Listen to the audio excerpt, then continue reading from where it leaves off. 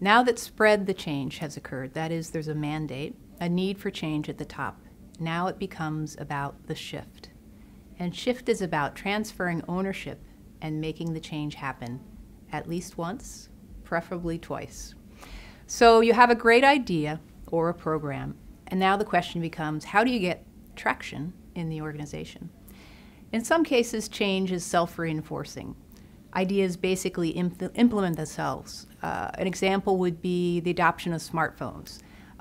Once smartphones came out, it became clear to individuals that they would be to their advantage.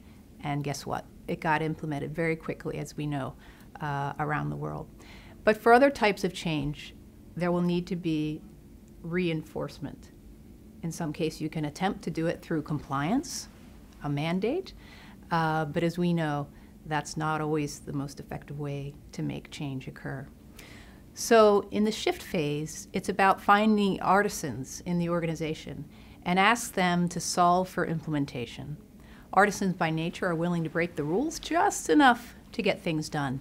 And when identifying the folks that you want to have shift the ownership to in your organization, be careful to think outside of the usual suspects. Most firms will look at the very high potential, A-player types, hierarchical leaders, and they're fine, but actually we find that the more compelling folks to take on the ownership of a transformation are to find frontline leaders that have real credibility and influence among their peers. Because when you see them getting things done, getting involved, getting on board, others look at them and say, gee, if she's involved and supportive, there must be something there. It must make sense. At least there's something worth listening to. And ultimately, these folks are more able to get on board with the change. That's a very important element. I would say overall, there's 3 important themes to any successful shift. 1, pay attention to which informal rules will have to be broken.